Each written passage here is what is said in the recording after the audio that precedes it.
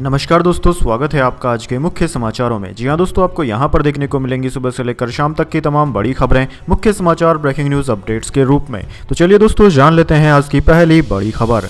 गुजरात के गोधरा पहुंची भारत जोड़ो न्याय यात्रा। जनसभा में राहुल गांधी बोले, जीएसटी गरीबों को मारने और अड़ाने के लिए रास्ता बनाने का है हथियार। जी हां दोस्तों, कांग्रेस सांसद राहुल गांधी की भारत जोड़ो न्याय यात्रा का आज गुजरात में दूसरा दिन था। राहुल गांधी ने शुक्रवार को दाहोद से अपनी यात्रा की शुरुआत की। राहुल गांधी की न्याय यात्रा दाहोद से निकलकर संत रोड पहुंची, जहां भारी तादाद में समर्थकों ने उनका स्वागत किया। जनसभा को संबोधित करते हुए राहुल गांधी ने कहा कि मैंने भारत जोड़ो यात्रा के दौरान हजारों लोगों से बातचीत की। सभी ने कहा कि भारत भाईचारे का देश है, नफरत का नहीं। हम बीजेपी की तरह नफरत फैलाकर तोड़ने का नहीं, जोड़ने का काम करते हैं। अपनी यात्रा के दौरान मैं कई राज्यों में गया। हर राज्य में मुझे युवाओं ने बताया कि रोजगार नहीं मिल रहा है। राहुल गांधी ने आगे कहा कि आज देश में सिर्फ 3 से 4 बड़े उद्योगपतियों को ही फायदा मिल रहा है। छोटे व्यापारियों को खत्म किया जा रहा है। एक छोटे व्यापारी का कहना है कि जीएसटी हमें मारने और अड़ाने के लिए रास्ता बनाने का एक हथियार बन गई है।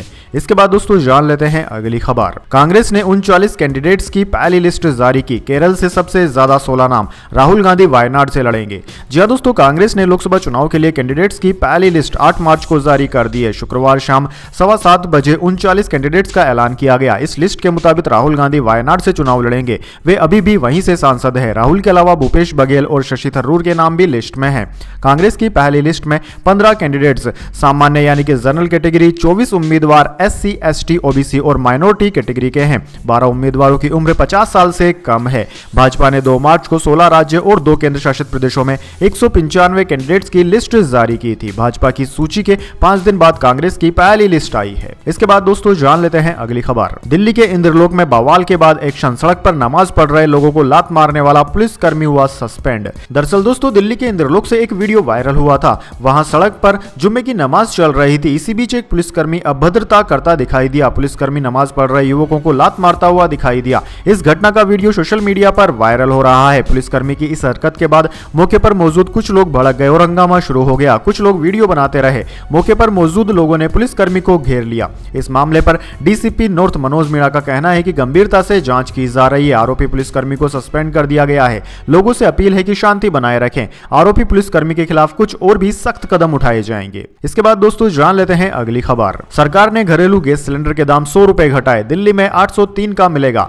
प्रधानमंत्री मोदी बोले, करोड़ों परिवारों का आर्थिक बोझ कम किया। जी हां दोस्तों, अंतर्राष्ट्रीय महिला दिवस के मौके पर प्रधानमंत्री नरेंद्र मोदी ने घरेलू गैस सिलेंडर जो कि 14.2 किलोग्राम का होता है, उसके दाम 100 रुपए कम कर दिए हैं। इस कटौती के बाद अब दिल्ली में इसकी कीमत 903 रुपए से घटकर 803 रुपए हो गई है, जबकि भोपाल में 808 और जयपुर में 806 के साथ ही पटना में 901 रुपए हो गई है। इसके बाद दोस्तों जान लेते हैं अगली खबर। सुधा मूर्ति अब राज्यसभा सांसद। मोदी ने लिखा, उनकी मौजूदगी नारी शक्ति का प्रमाण। उनके 10,000 रुपए से इन्फोसिस की शुरुआत हुई थी। जी हां दोस्तों, मशहूर लेखिका और समाज सेविका सुधा मूर्ति को राज्यसभा के लिए नॉमिनेट किया गया है। सुधा मूर्ति मशहूर बिजनेसमैन और इन्फोसिस के को फाउंडर नारायण मूर्ति की पत्नी है। ब्रिटेन के पीएम ऋषि सुनक उनके दामाद हैं। प्रधानमंत्री नरेंद्र मोदी ने शुक्रवार को सोशल मीडिया प्लेटफॉर्म एक्स पर इसकी जानकारी दी। पीएम ने अपने पोस्ट में लिखा कि भारत की राष्ट्रपति द्रौपदी मुर्मू ने सुधा मूर्ति को राज्यसभा के लिए मनोनीत किया है। राज्यसभा में उनकी मौजूदगी नारी शक्ति का शक्तिशाली प्रमाण है। सामाजिक कार्य, परोपकार और शिक्षा के क्षेत्र में उनका योगदान प्रेरणादायक रहा है।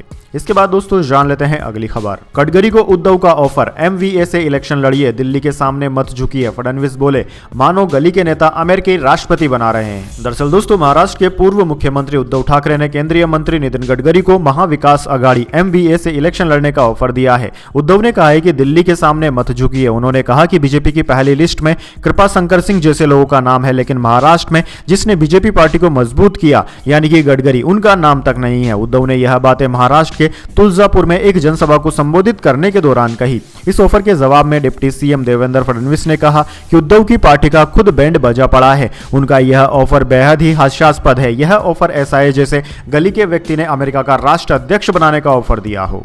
इसके बाद दोस्तों जान लेते हैं अगली खबर। संदेश खाली में शाहजहां शेख के घर फोरेंसिक टीम पहुंची। सीबीआई ने घर ऑफिस की तलाशी ली। वो ईडी अफसर भी पहुंचे जिन पर हमला हुआ था। जी हां दोस्तों, टीएमसी से निष्कासित नेता शाहजहां शेख को हिरासत में लेने के बाद सीबीआई और फोरेंसिक टीम ने शुक्रवार को उनके घर और दफ्तर की तलाशी ली।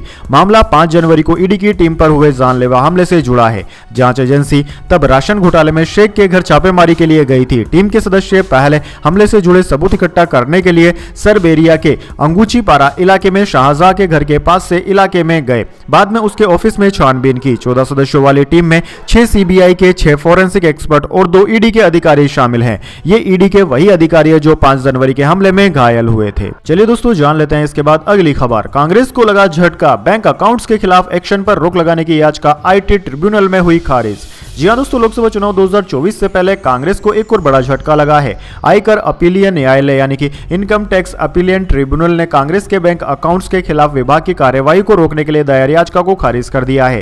कांग्रेस ने इनकम टैक्स डिपार्टमेंट पर पार्टी के बैंक अकाउंट से 65 करोड़ रुपए निकालने का आरोप लगाया। पार्टी पर 115 करोड़ रुपए का टैक्स बकाया था। कांग्रेस ने कहा कि टैक्स रिटर्न का मामला इनकम टैक्स अपीलियन ट्रिब्यूनल में लंबित है। आईटी डिपार्टमेंट ने गैर लोकतांत्रिक तरीके से मंगलवार को पैसे निकाले हैं। इसके बाद दोस्तों जान लेते हैं अगली खबर। चीन बोला, एलएसी पर ज्यादा भारतीय सैनिकों से तनाव बढ़ेगा। हम बॉर्डर पर स्थिरता चाहते हैं, लेकिन भारत जो कर रहा उससे शांति नहीं होगी। जी हां दोस्तों, चीन ने कहा है कि एलएसी पर ज्यादा भारतीय सैनिकों की तैनाती दोनों देशों के लिए तनाव को कम करने के लिए सही नहीं है। न्यूज एजेंसी राइटर्स के मुताबिक चीन के विदेश मंत्रालय की प्रवक्ता माओ निंग ने कहा कि हम भारत के साथ मिलकर सीमा और उसके आसपास के क्षेत्रों में शांति और स्थिरता के लिए काम करने को तैयार हैं। माओ निंग ने कहा कि एलएसी को लेकर भारत के कदम शांति स्थापित करने के पक्ष में नहीं है। दरअसल कई मीडिया रिपोर्ट्स के मुताबिक भारत ने अपनी पश्चिमी सीमा के करीब 10,000 सैनिकों को हटाकर उन्हें एलएसी के पास तैनात कर दिया है। हालांकि अब तक भारतीय सेना या सरकार की तरफ से इसकी पुष्टि नहीं की गई है। इसके बाद दोस्तों जान लेते हैं अगली खबर। नारी न्याय के जरिए कांग्रेस महिलाओं के सशक्तिकरण के लिए प्रतिबद्ध, अंतर्राष्ट्रीय महिला दिवस पर खड़गे ने कहा। जी हां दोस्तों, कांग्रेस अध्यक्ष मल्लिकार्जुन खड़गे ने शुक्रवार को अंतर्राष्ट्रीय महिला दिवस के अवसर पर कहा कि उनकी पार्टी नारी न्याय के माध्यम से भारत की आधी आबादी का आर्थिक, सामाजिक और राजनीतिक सशक्तिकरण सुनिश्चित करने के लिए प्रतिबद्ध है। खड़गे ने एक्स पर पोस्ट किया, लैंगिक न्याय एक प्रगतिशील समाज की पहचान है। हमें भेदभाव की जंजीरों को तोड़ना होगा और लैंगिक समानता के लिए लगातार प्रयास करना होगा। कांग्रेस नारी न्याय के माध्यम से भारत की आधी आबादी का आर्थिक, सामाजिक और राजनीतिक सशक्तिकरण सुनिश्चित करने के लिए प्रतिबद्ध है। इसके बाद दोस्तों जान लेते हैं अगली खबर। तालिबान बोला, भारत से रिश्ते मजबूत करना चाहते हैं। काबुल में भारतीय डेलीगेशन के साथ बैठक में कहा, उन्होंने हमेशा अफगानिस्तान की मदद की। जी हां दोस्तों, भारत के एक डेलीगेशन ने गुरुवार को काबुल में तालिबान के विदेश मंत्री आमिर खान मुक्ताकी से मुलाकात की। तालिबान के विदेश मंत्रालय के प्रवक्ता अब्दुल कहर बल्की ने कहा कि बैठक में दोनों देशों के रिश्तों और आर्थिक संबंधों पर बातचीत हुई। इस दौरान अफगानिस्तान ने भारत को मानवीय मदद पहुंचाते रहने के लिए धन्यवाद कहा। तालिबान के विदेश मंत्री मुक्ताकी ने कहा कि हम भारत के साथ राजनीतिक और आर्थिक स्तर पर रिश्तों को मजबूत करना चाहते हैं। इस दौरान विदेश मंत्री ने भारत के अफगान व्यापारियों, छात्रों और मरीजों के लिए वीजा लेने की प्रक्रिया आसान करने की अपील की है। हालांकि भारत के विदेश मंत्रालय की तरफ से बैठक को लेकर कोई बयान नहीं दिया गया है। इसके बाद दोस्तों जान लेते हैं अगली खबर। असम जेल में अमृतपाल सिंह की सेल में मिले गैजेट्स, जेलर के खिलाफ यूएपीए के तहत कार्यवाही।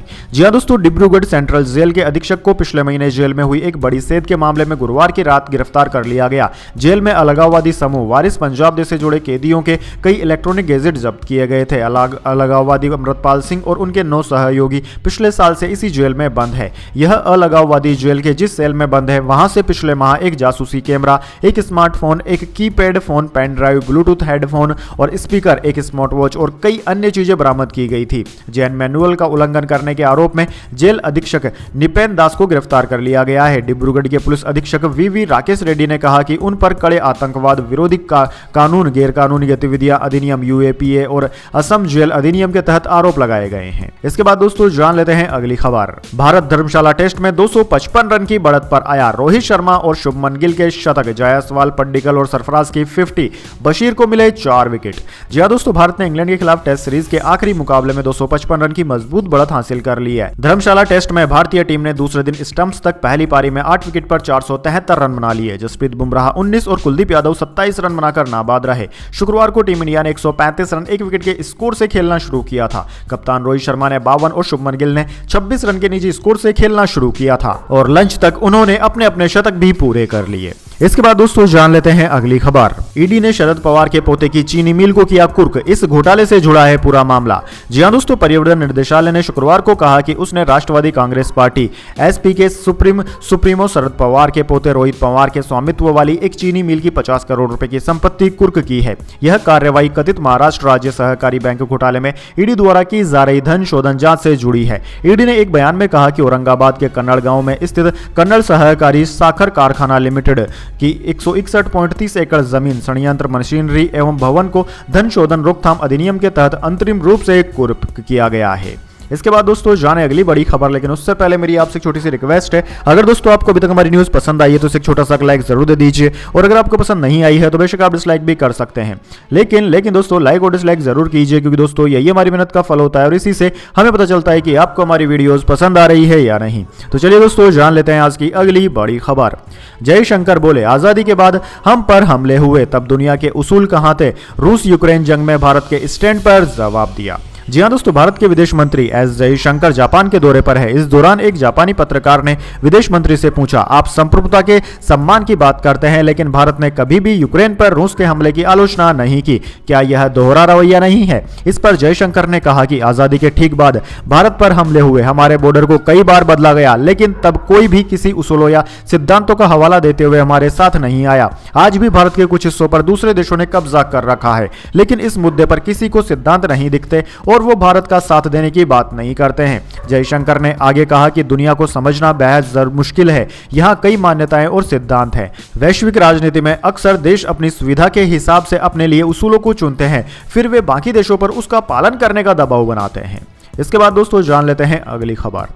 मोदी पर निजी हमले कर अपने पैरों पर कुल्हाड़ी मार रहा है विपक्ष, लालू यादव के बयान पर बोले उमर अब्दुल्ला। जी हां दोस्तों, नेशनल कॉन्फ्रेंस के उपाध्यक्ष उमर अब्दुल्ला ने शुक्रवार को कहा कि प्रधानमंत्री मोदी पर व्यक्तिगत हमले विपक्ष के लिए उल्टे पड़ते हैं। उन्होंने कहा कि पीएम मोदी के परिवार के बारे में टिप्पणी करके विपक्ष दल सेल्फ गोल कर रहे हैं। उन्होंने उपरोक्त बातें राजद प्रमुख लालू प्रसाद यादव द्वारा प्रधानमंत्री के परिवार को लेकर तंज कसने के बारे में पूछे गए सवाल के जवाब में कही। उन्होंने कहा कि पिछले चुनाव में चौकीदार चोर है का नारा दिया गया था, जो विपक्ष को ही उल्टा पड़ गया। दोस्तों आपको बता दें, नेशनल कॉन्फ्रेंस विपक्ष के इंडिया गुट का हिस्सा है। उमर अब्दुल्ला ने मीडिया कर्मियों से कहा कि मैं कभी भी ऐसे नारों के पक्ष में नहीं था और न ही इनसे हमें कोई फायदा होता है। दरअसल जब हम ऐसे नारे लगाते हैं तो इसका विपरीत असर होता है, इससे हमें ही नुकसान होता है। मतदाता इन नारों से संतुष्ट नहीं है, वह जानना चाहते हैं कि आज उनके सामने जो समस्याएं हैं उनका समाधान कैसे किया जाएगा। वे रोजगार, कृषि संकट से निपटने और ग्रामीण अर्थव्यवस्था को फिर से सक्रिय करने के तरीके जानना चाहते हैं। मतदाता किसी का परिवार है या नहीं, इस बारे में